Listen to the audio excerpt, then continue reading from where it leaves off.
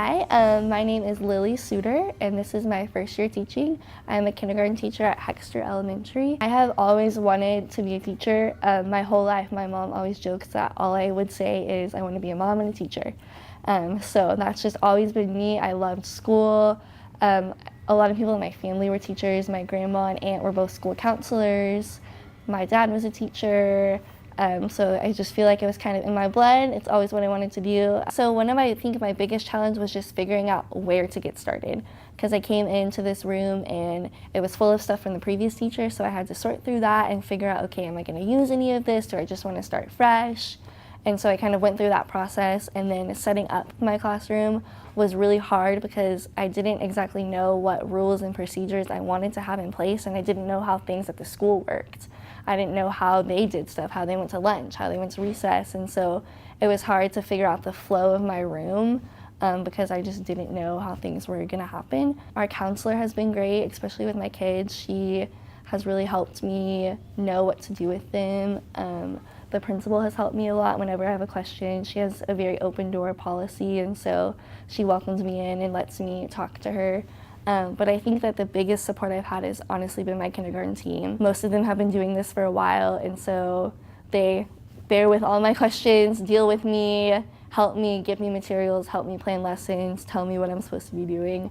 So I don't think I would have made it without them, but they've been a really big help. So I think at this point, pretty much the whole first 6 weeks has been spent getting to know the students and then getting to know how they learn and assessing them. We have to do a couple different assessments at the beginning of the year that the district requires. So one of those is Texas Kia. We've been doing that, and then I've also been DRAing each student. So now I think I'm kind of at the point where I'm starting to really make groupings of students, and I'm trying to get my stations in my daily 5 and my math stations to run effectively. Yeah, I think it has been a big difference transitioning from going to school and learning how to teach to actually teaching. It's been a huge jump. I think when you're learning how to teach, they teach you how to write lesson plans. I could write lesson plans all day and be fine. But in reality, that's not what you're doing when you're teaching. Yes, you have lesson plans so you know what to do, but I'm not writing a 10-page lesson plan for every single lesson I'm teaching. It's more of hands-on, figuring out what I'm gonna say to them, and if they don't get it, how do I know they don't get it? And how am I gonna fix it? How am I gonna reteach them?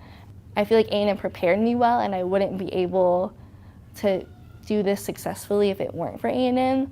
But at the same time, it's very different actually being in the classroom and dealing with the behavior and all the personalities in one room.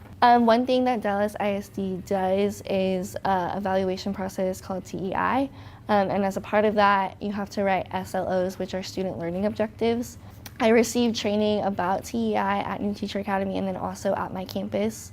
But to be honest, I still am not completely sure what it all entails and what it all is.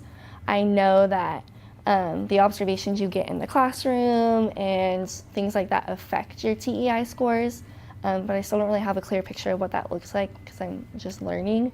But one of the first things you have to do in the year is write a SLO, and so you think about, okay, who are my students? What is my main goal for them this year? And in kindergarten, learning to read is a huge deal. So for me, my SLO is going to be about sight words and increasing students' retention and recognizing their sight words.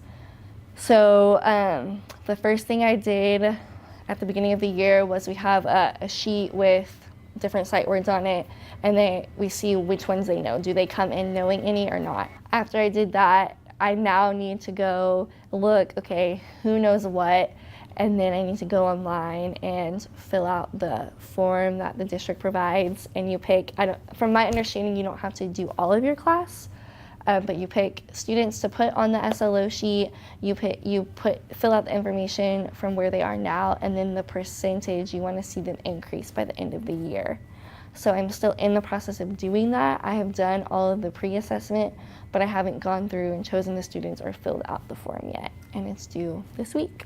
We had to meet with our evaluators, so my evaluator here is Dr. Jackson, our principal, and so we all met with her this week, and she went over what we were doing and asked us if we knew how to do it, if we knew how to fill it out, and then was willing to show us if we didn't. I feel like the first year has been hard, but honestly, parts of it have been way better than I could have imagined. My kids are great, and it's been really exciting to see the progress that they've already made, and just figuring out, I mean, when you're 5, it's hard to figure out how school works and what the rules are and the expectations. And so they've just come such a long way, and even knowing what we do in the classroom every day and being on top of that. It's also been really cool just to get involved with the community. I've made a lot of great relationships with parents already, and so that's been exciting for me to get to really be involved in their lives, not just in the classroom, but also outside of the classroom. I think I'm just looking forward to continuing to watch my students make progress and grow and bloom as the year continues, because I know that they're going to do great things, and so I'm so excited to be a part of it and to see it.